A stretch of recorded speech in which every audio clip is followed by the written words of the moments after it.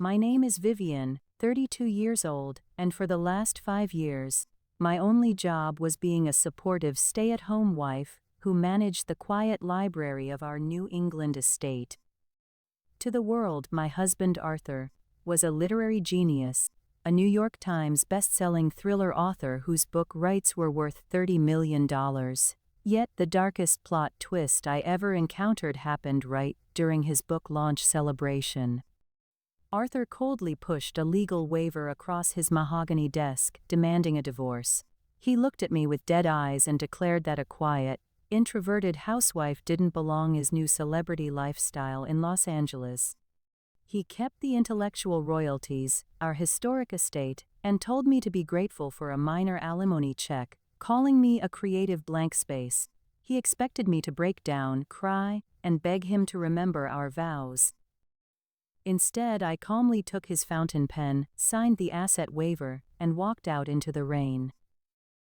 He smiled a victorious smirk, completely unaware that the final 3 chapters of his upcoming multi-million-dollar movie adaptation weren't locked in his computer. They were encrypted on a private server under my name, because I was the ghostwriter who actually wrote every single word of his bestsellers. The heavy oak doors of the Grand Ballroom at the Plaza Hotel in New York groaned under the weight of society's elite. Crystal chandeliers cast a warm, golden glow over hundreds of literary agents, Hollywood producers, and high-profile critics who had gathered for the official launch of The Midnight Verdict. The psychological thriller was already projected to top the New York Times bestseller list for the consecutive 3rd month, further solidifying the legendary status of its author, Arthur Pendleton. To the public, Arthur was a literary titan, a reclusive genius whose sharp wit and intricate plot twists had captured the imagination of over 30 million readers worldwide. The media adored his sharp, dark suits, his brooding demeanor, and his seemingly effortless ability to spin raw human emotion into multi-million-dollar publishing empires. But away from the flashing cameras and the clinking champagne flutes, inside the quiet, shadow-drenched library of their sprawling estate in Connecticut, the reality of Arthur's genius was an entirely different story. Vivian Pendleton sat in the 3rd row of the ballroom, deliberately blending into the background. At 32, she was dressed in a simple, unpretentious navy silk dress, her long brown hair pinned neatly away from her face. To the rest of the world, Vivian was merely Arthur's quiet, supportive stay-at-home wife. She was the woman who managed his demanding schedule, organized his private library, handled the household staff, and ensured he had total, absolute silence while he locked himself away in his study to create. For 5 years she had willingly faded into his massive, suffocating shadow, letting him take every ounce of credit, every award, and every standing ovation. She did it because she had loved him, and because when they first met, he was a struggling writer drowning in rejection letters, completely unable to structure a cohesive narrative. But more importantly, Vivian hid, because she held a secret that would completely destroy the Pendleton empire if it ever leaked to the press. Arthur Pendleton hadn't written a single word of his best-selling books. Vivian was the ghostwriter. She was the one who spent 14 hours a day hunched over a laptop in the corner of the dark basement, weaving the complex psychological webs, crafting the sharp dialogue, and breathing life into the characters that made Arthur a household name.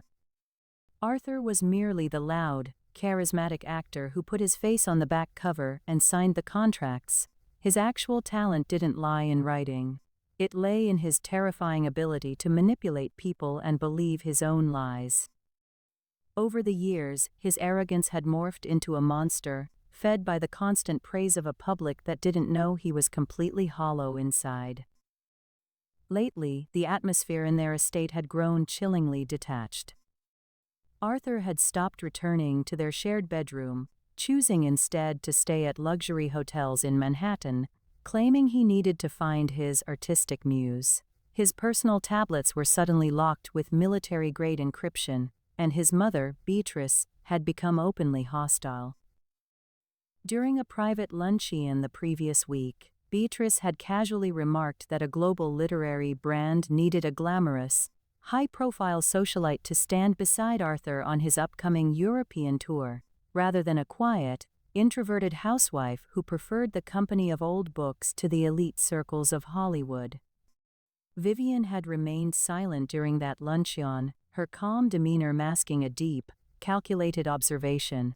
She knew Arthur was on the verge of signing a massive, $30 million movie adaptation deal with a major streaming network for his upcoming manuscript, The Final Alibi. What Arthur completely forgot in his rush to achieve ultimate celebrity status was that the entire foundation of The Final Alibi, the very manuscript the Hollywood executives were salivating over, was currently sitting on a private, encrypted hard drive that belonged exclusively to her. As the applause in the ballroom reached a deafening crescendo, Arthur stepped up to the podium, looking immaculate in his custom Tom Ford tuxedo. He adjusted the microphone, a smug, practiced smile spreading across his lips as he looked down at the adoring crowd. He didn't look at Vivian once. He didn't even acknowledge her presence in the room. Thank you," Arthur said, his deep, baritone voice echoing flawlessly through the high-end sound system. Writing The Midnight Verdict was a deeply isolating, agonizing journey into the darkest corners of the human psyche. There were nights when I thought the narrative would consume me entirely, but as an artist, I have a duty to my readers to push past the pain and deliver absolute perfection. This book is a piece of my soul. A collective sigh of admiration rippled through the audience. Vivian watched him, her dark eyes completely steady, a cold, clinical detachment settling over her heart. She listened to him steal her exhaustion, her sleepless nights, and her creative blood, sweat, and tears, repackaging them as his own tragic artistic journey. When the presentation ended, Arthur was instantly swarmed by photographers and television reporters. Vanessa Vance, a sharp, fiercely ambitious young literary agent, who had recently been spending an extraordinary amount of time with Arthur outside of business hours, stepped up to his side, her hand resting familiarly on his forearm as they posed for a prominent lifestyle magazine. Arthur caught Vivian's eye across the crowded room. He didn't smile. Instead, he gave her a cold, dismissive nod and pointed toward the private executive office at the back of the ballroom, indicating that she needed to go inside and wait for him. Vivian stood up, smoothing the front of her dress. She didn't look back at the flashing cameras or the glittering crowd. She walked calmly toward the private office, her footsteps silent against the plush red carpet, completely ready for the final chapter Arthur was about to write for himself. The private executive office at the back of the Plaza Hotel was a stark contrast to the chaotic brilliance of the ballroom. Thick, soundproof mahogany walls muffled the roar of the crowd, replacing it with a heavy, suffocating silence. The room was decorated with expensive leather armchairs, an antique writing desk, and a fully stocked bar filled with rare whiskeys. Vivian stood near the frosted glass window, her hands clasped lightly in front of her, watching the rain wash over the streets of Manhattan far below. The heavy door clicked open and Arthur stepped inside, pulling off his Tom Ford tuxedo jacket and tossing it carelessly onto a leather sofa. He looked flushed, his ego completely intoxicated by the adulation he had just received on stage. Following closely behind him was his mother, Beatrice, her sharp eyes instantly scanning the room before landing on Vivian with a look of cold, calculating triumph. Arthur didn't say a word at first. He walked over to the mahogany desk, opened his leather briefcase and pulled out a thick, white legal folder. He slid it across the polished wood surface, the paper catching the light of the desk lamp. "I need you to sign this immediately, Vivian," Arthur said, his voice dropping into a flat, clinical tone that held no room for discussion. "The legal team has already finalized the initial filings. Our marriage is officially over." Vivian didn't look at the folder. She kept her eyes on him, her expression perfectly serene. A divorce, Arthur? Tonight, of all nights? Let's be completely realistic for once in our lives, Arthur scoffed, crossing his arms and leaning back against the edge of the desk. Vanguard Publishing is about to sign a $30 million global movie deal for the final alibi. My lifestyle is changing drastically. Next month, I am moving to Los Angeles permanently to oversee the production and integrate into the Hollywood elite. To be completely blunt, you don't fit into that world, Vivian. Beatrice stepped forward, her voice dripping with elitist condensation. What my son is trying to say is that a literary brand of this magnitude requires a certain caliber of partner. An international icon needs a modern, glamorous woman who can command a red carpet, not a quiet, introverted housewife who spends her entire life hiding in a basement library. You are a creative blank space, Vivian. You add absolutely nothing to his image.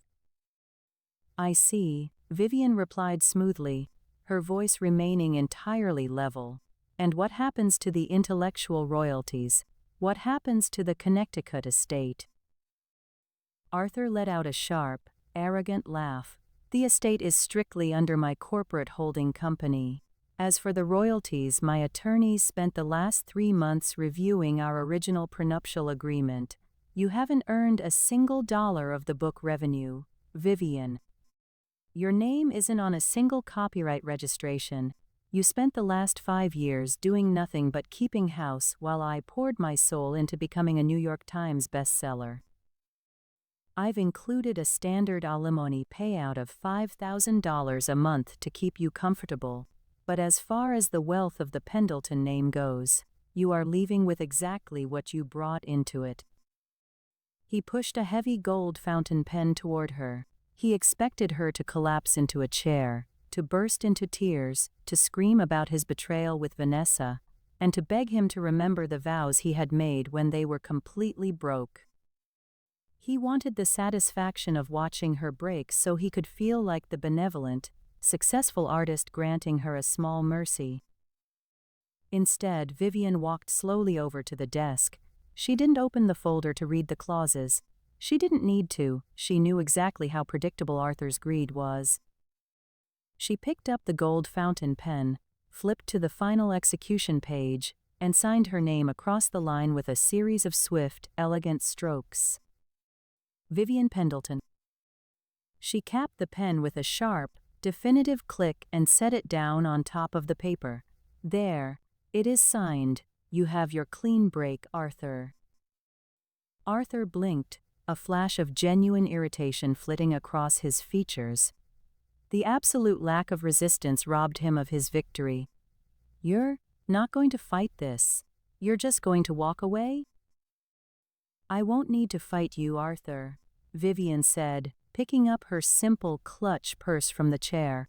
My bags are already packed at the estate. I'm taking my personal laptop, my clothes, and my grandfather's old typewriter. You can keep everything else. Good. Beatrice smirked, snatching the folder off the desk to verify the signature. At least you have enough self-preservation to realize you are completely outmatched by our legal team. The movers will have your things cleared by tomorrow morning. Vivian walked toward the heavy oak door, pausing with her hand on the brass handle. She turned her head slightly, looking back at the man she had pulled out of obscurity. Enjoy your celebration tonight, Arthur. Celebrate every single word of that bestseller. I will, Arthur snapped, his arrogance rushing back to fill the silence. By next week, the final alibi will be a global phenomenon, and my name will be cemented in Hollywood history, a history you could never comprehend from the shadows of a library. Vivian smiled a small, chillingly calm smile that didn't reach her dark eyes. Goodbye, Arthur. 10 minutes later, Vivian walked out of the side entrance of the Plaza Hotel into the cool, pouring rain. She climbed into the back seat of a waiting black town car, pulled her personal laptop from her bag, and opened it on her lap. Her fingers flew across the keyboard, bypassing the public internet to access a deeply hidden, heavily encrypted virtual private server. On the screen, a real-time data log displayed the secure cloud directory where Arthur's publisher regularly accessed the final manuscript files for his upcoming books. Julian truly believed she was just a domestic housewife who did nothing but manage his schedule. He had completely forgotten that before she became his ghostwriter, she was a senior digital archivist for a major academic university, specializing in digital rights management and encrypted watermarking. More importantly, Arthur's high-priced corporate attorneys had made a catastrophic, fatal oversight. They had spent months protecting his bank accounts, his luxury vehicles, and his real estate assets from a marital asset split. They had built an ironclad wall around his money. But they had never audited the digital manuscript files themselves. Clara clicked open a secure master repository labeled Project Inkwell. Inside lay the original, digitally time-stamped certificates of authorship for every single chapter of The Midnight Verdict and the upcoming The Final Alibi. Every single file contained a hidden, cryptographic digital signature embedded deep within the document's metadata, a signature registered to Vance Literary Holdings LLC, a private corporate entity Vivian had established under her maiden name years ago. Arthur had been submitting her text to his publisher under a provisional, revocable licensing agreement that she had quietly attached to the master file transfers to protect her work. An agreement that stated that in the event of a material breach of trust or separation of the parties, the true author reserved the absolute right to lock the text and revoke the publishing rights with a 72-hour notice. Arthur thought he had successfully stripped her of his wealth. He had completely failed to realize that his entire literary career was running on a rented mind, and he had just handed her the perfect reason to hit the delete switch. Vivian smiled, her eyes reflecting the cold blue light of the monitor as she initiated the global digital lockout script.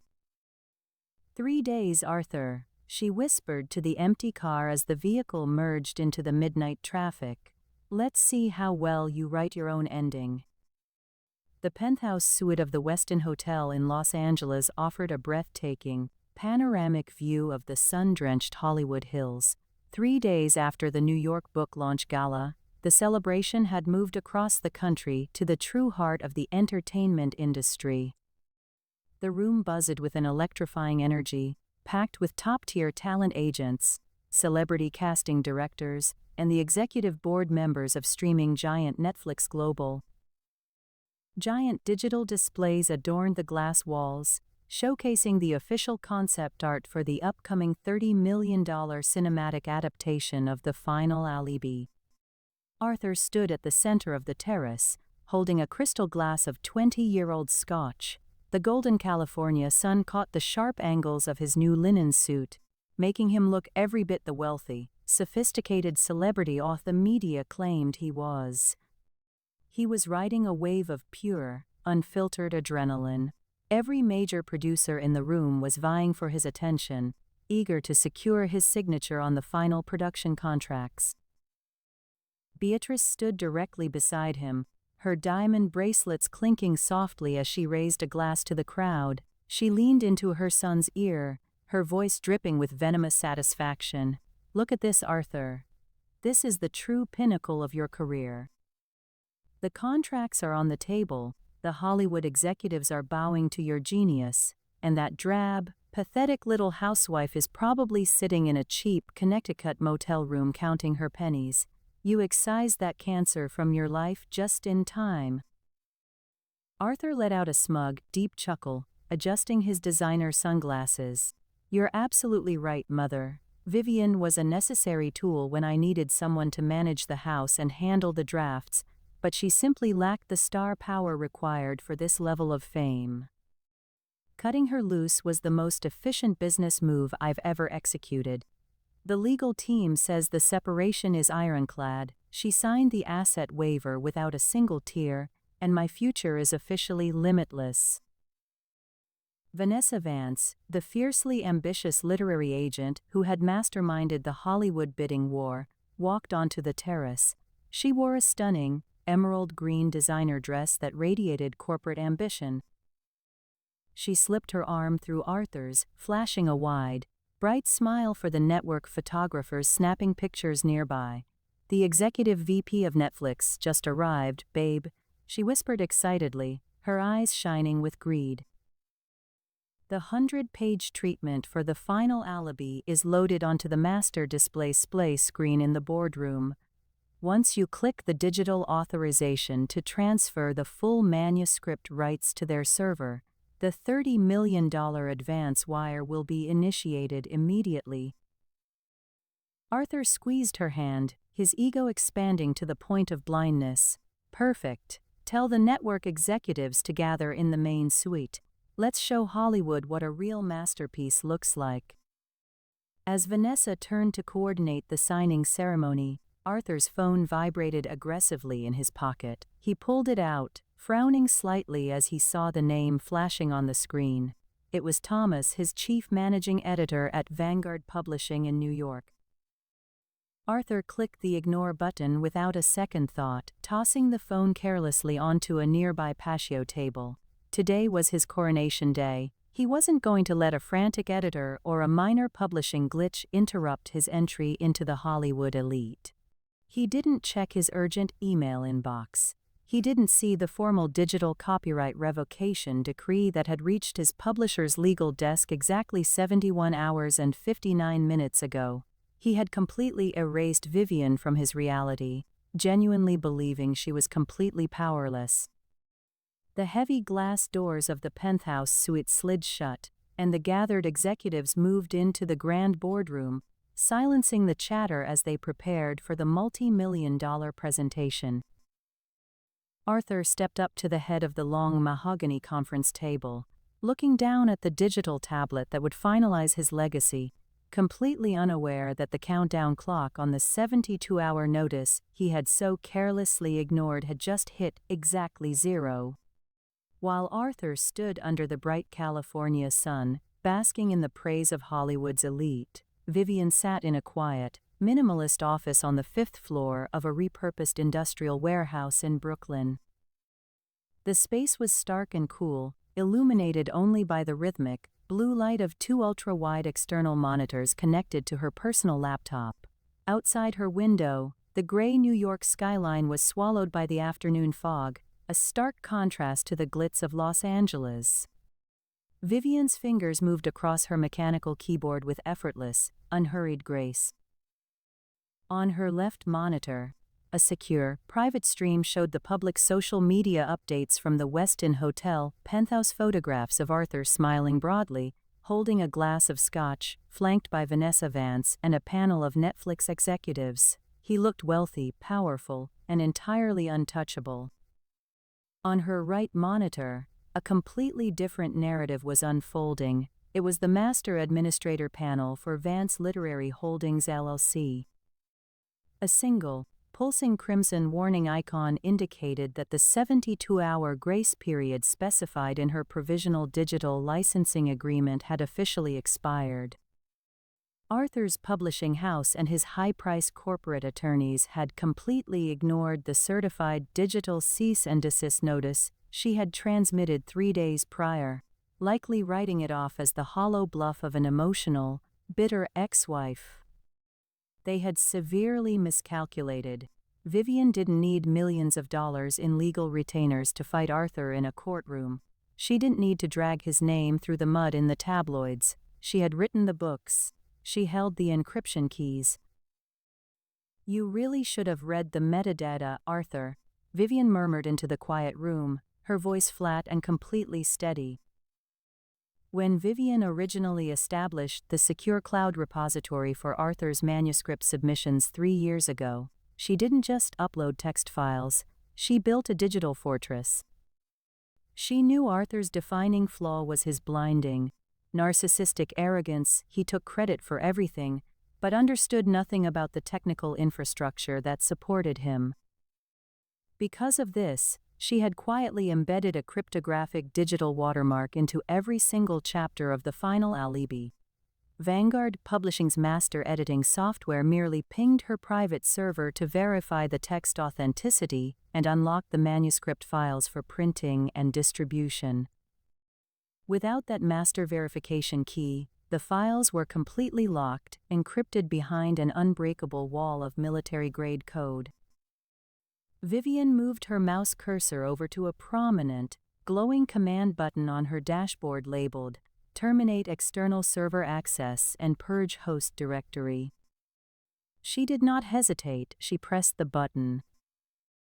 Instantly, the scrolling lines of blue data on her screen ceased, replaced by a cold, clinical string of text that blinked in a slow, rhythmic pattern. Host credentials revoked, core manuscript streams encrypted, external directory wiped clean.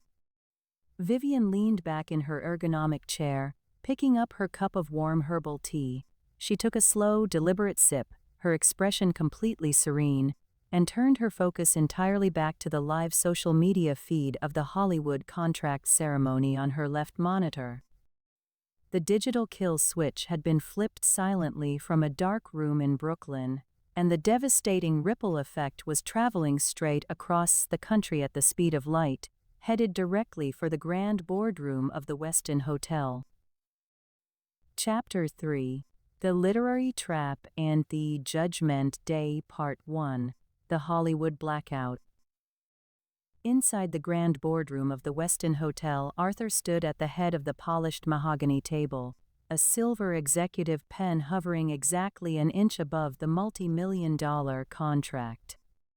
He looked directly at the executive vice president of Netflix Global, flashing his most charismatic, media-trained smile. "Ladies and gentlemen, when you adapt The Final Alibi, you aren't just adapting a thriller. You are translating a masterclass in psychological tension onto the screen. This story is the crown jewel of my career." The executives nodded in deep admiration, their pens ready to sign the counterpart funding documents. Vanessa stood near the massive interactive wall display, her fingers tapping the remote to pull up the full text of the manuscript's first 3 chapters for the official ceremonial reading. Eleanor sat in the front row of leather chairs, her arms folded tightly across her silk blouse, her face radiating the smug victory of a matriarch who had successfully secured her family's dynasty. "And now," Arthur announced, his voice booming with absolute authority, "let's look at the opening sequence that triggered the largest Hollywood bidding war of the decade. Vanessa, initialize the master manuscript stream." Vanessa pressed the button on her remote.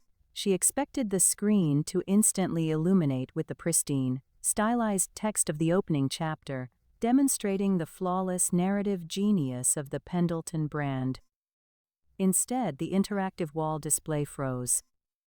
The digital interface flickered violently once, twice, and then vanished into a pitch-black screen. A sudden, piercing error tone echoed through the high-end sound system of the boardroom. The sleek, stylized presentation graphics disappeared, replaced by a cold, clinical string of bright red text that began to blink in a slow, terrifying rhythm. "Critical error. Access is denied. Digital watermark destroyed. Core manuscript stream encrypted by other authorization." A sharp, confused murmur instantly rippled through the panel of Hollywood executives. The warm smiles on the faces of the network vice presidents vanished, replaced by narrowed eyes and immediate, defensive posture. Arthur's breath caught sharply in his throat. His finger mashed the remote control repeatedly, but the black screen remained stubbornly locked. Just a minor server synchronization delay with our East Coast publishing house." Arthur stammered into the room, a forced, hollow laugh escaping his lips as a sudden wave of cold sweat broke out across his forehead. "Give our technical team 10 seconds to verify the pipeline." He stepped away from the table, his face turning a deep, angry red as he frantically gestured to Vanessa to step out into the hallway. In the corridor, his phone was already vibrating so violently it nearly slid out of his hand. It was Thomas, the chief managing editor of Vanguard Publishing, calling for the 10th consecutive time. Arthur snapped the phone to his ear, his voice a furious whisper. "Thomas. What the hell is going on with the server stream? The Netflix board is sitting right inside that room." "Arthur, it's a catastrophe," Thomas shouted through the line, his voice completely hysterical and cracking under immense panic. "The main databases haven't crashed. Our technical servers are perfectly fine. But the entire text of the final alibi along with the master files for your last 3 bestsellers has completely vanished from our editing directory. Every single file has been replaced by an encrypted, locked partition." "That's impossible," Arthur hissed, slamming his fist against the hallway wall.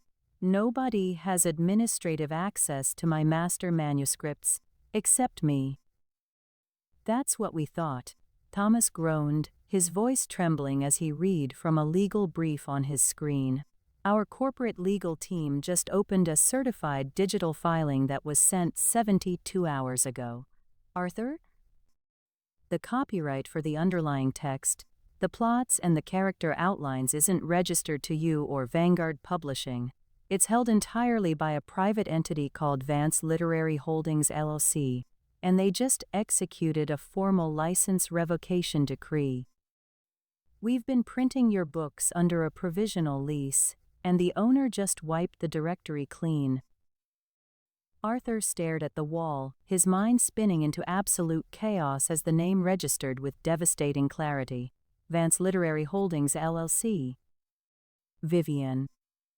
Before he could even breathe, a sudden chime echoed from his phone. A text message from an unverified, encrypted number flashed on the glass screen. "Enjoy your blank page, Arthur. It's the last time you'll ever sell a word that doesn't belong to you. See you in the mediation room tomorrow morning." Arthur's hand lost all its strength, the phone slipping from his fingers and clattering loudly against the marble floor. He looked through the glass doors of the boardroom, where the Hollywood executives were already standing up, their assistants frantically dialing their legal teams, as news of the sudden copyright lockout began to trend across the industry blogs. Eleanor was rushing toward him, her face twisted in absolute horror. The brilliant literary empire he had stolen from a quiet basement was disintegrating in real time, and Arthur was standing completely exposed in the middle of the wreckage. The conference room on the 14th floor of the New York Mediation Center was suffocatingly cold. Outside, the morning fog hung low over the Hudson River, obscuring the city in a dense blanket of gray.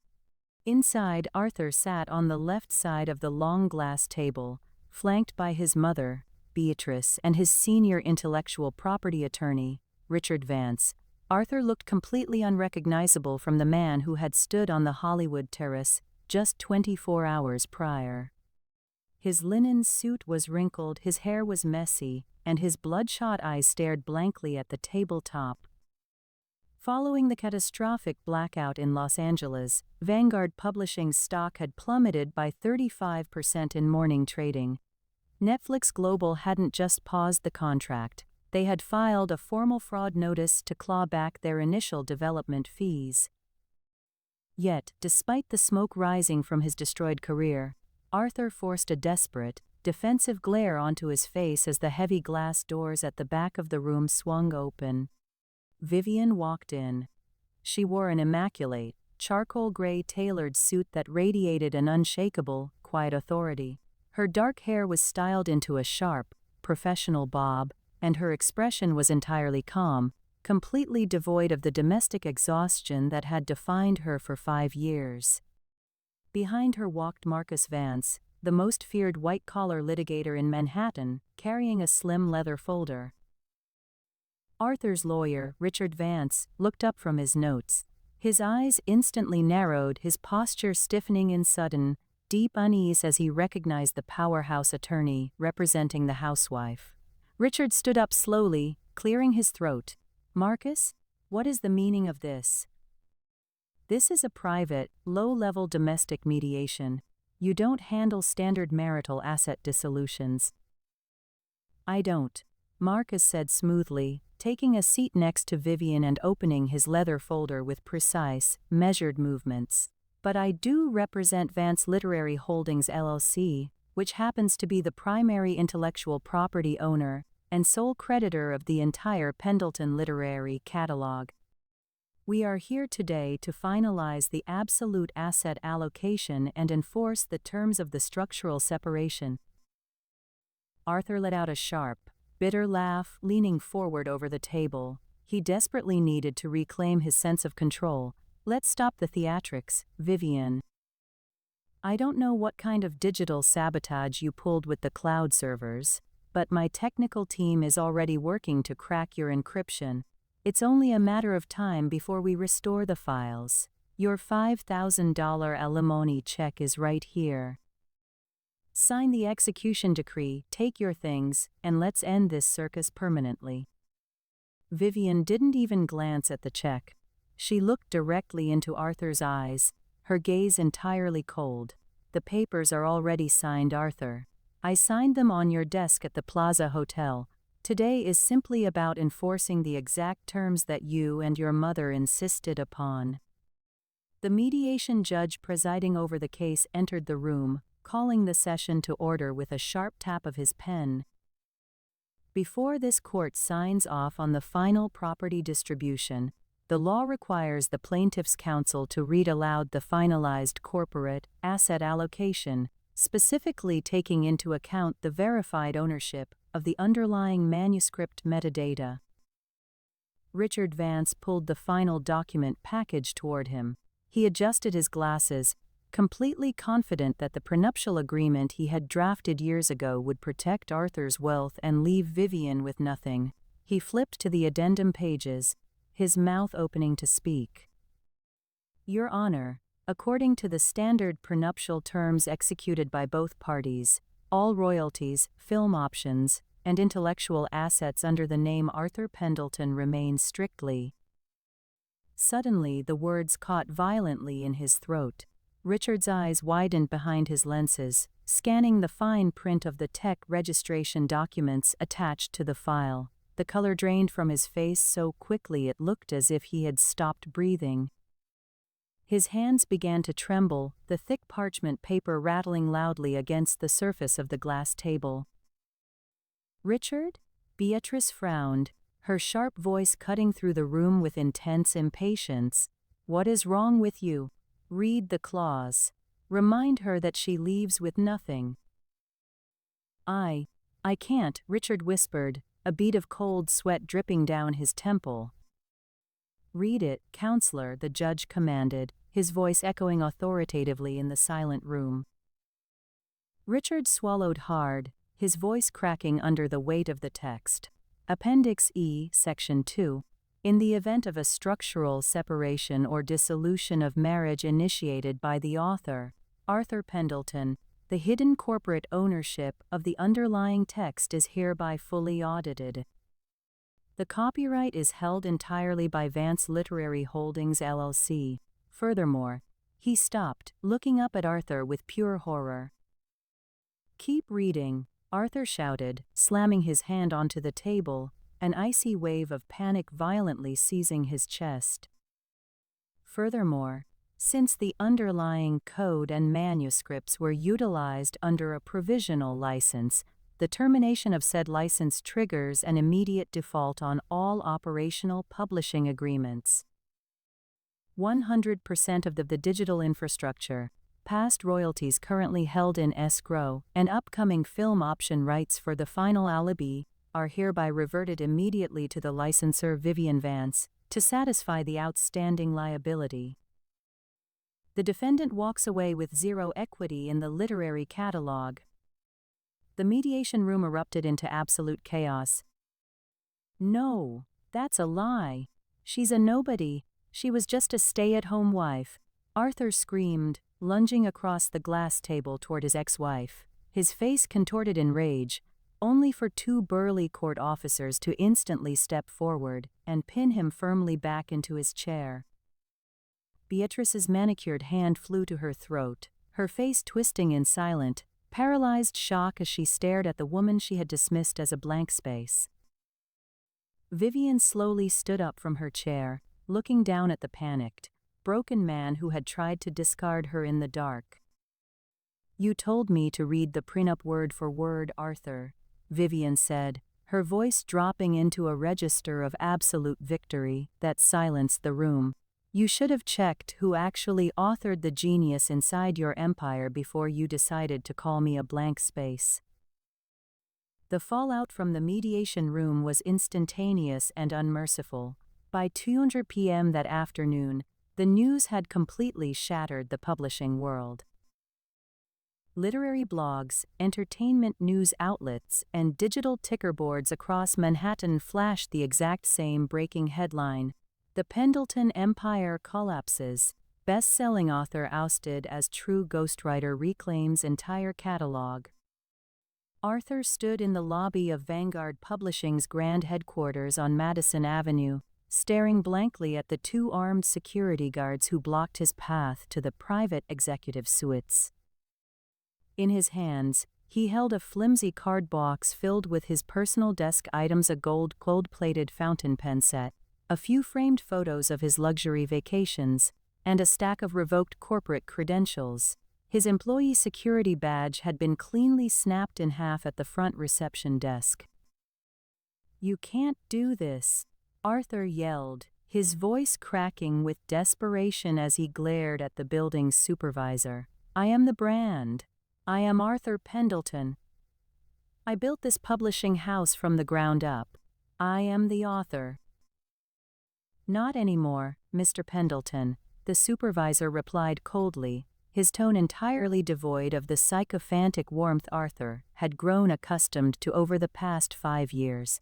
"We received an official corporate directive from Skadden Arps on behalf of the new majority intellectual property holder. Your access to the editorial floors, the archives, and the digital databases has been permanently terminated. You have 24 hours to vacate the Connecticut residential estate as well, as it is a corporate-owned asset under the catalog's umbrella." Before Arthur could process the massive blow, his phone vibrated violently in his pocket. It was the chief executive producer from Netflix Global calling from Los Angeles. Arthur answered frantically, pressing the phone to his ear with a shaking hand. "Hello? Hello, listen to me, the lawyers are sorting out the server anomaly right now." "Save your breath, Arthur," the producer's voice cut through the line, cold, transactional, and absolute. "The $30 million film deal is officially dead. Our compliance team just finished reviewing the audited ownership filings from the New York Mediation Court. Netflix will not allow its capital, its reputation, or its brand to be associated with a man who has been legally exposed for fraud and stripped of his own software platform overnight." "What about Vanessa?"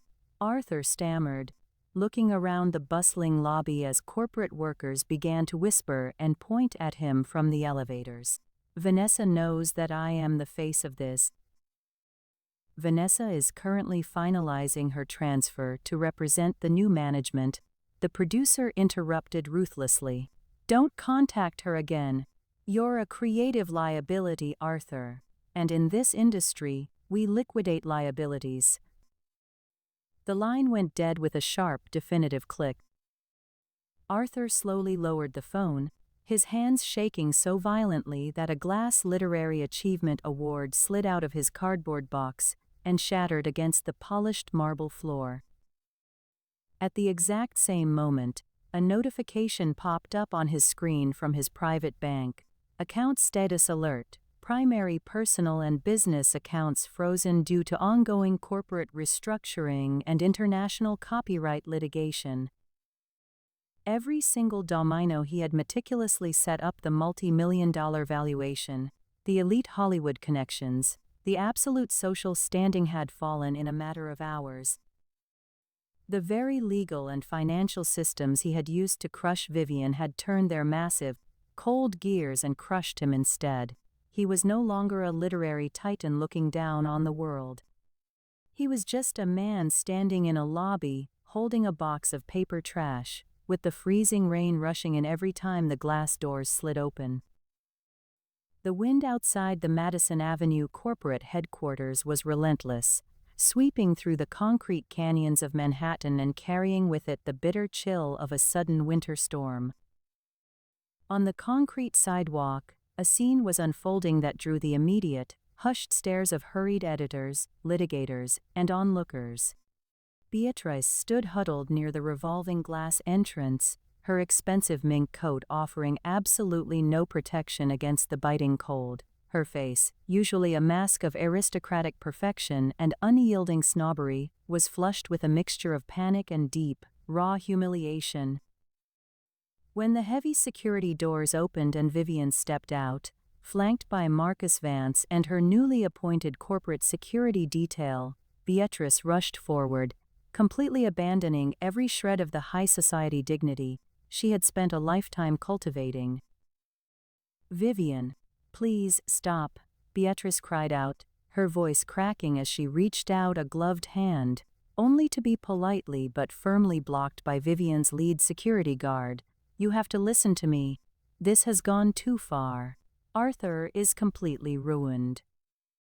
They are repossessing the Connecticut estate. His name is permanently blacklisted across the entire publishing industry, and the creditors are calling in every single personal loan.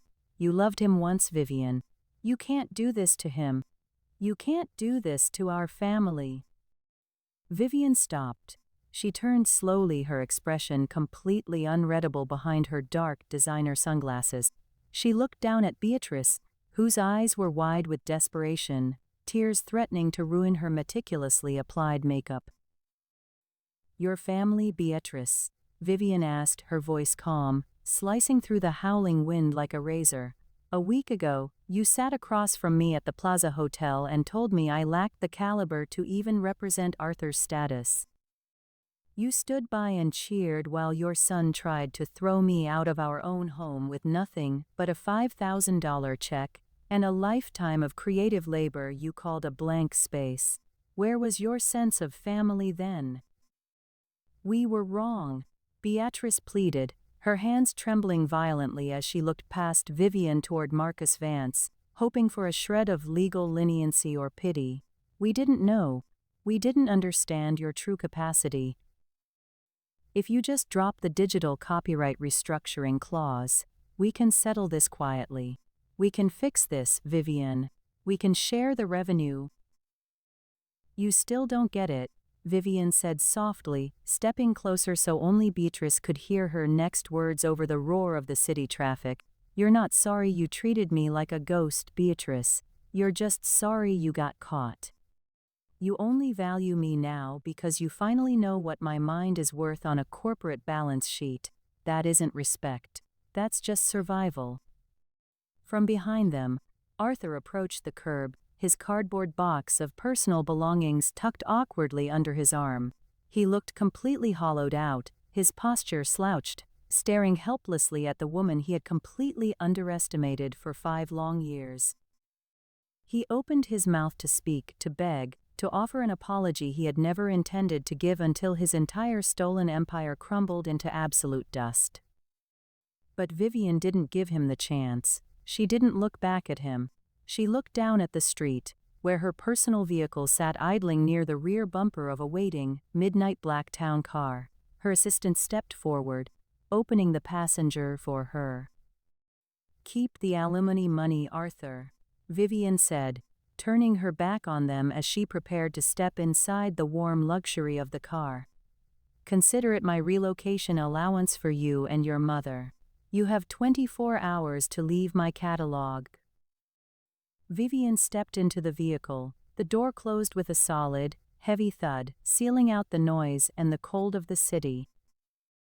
As the town car pulled away from the curb and merged into the afternoon traffic, Arthur and Beatrice were left standing on the freezing pavement, completely ignored by the passing crowds, left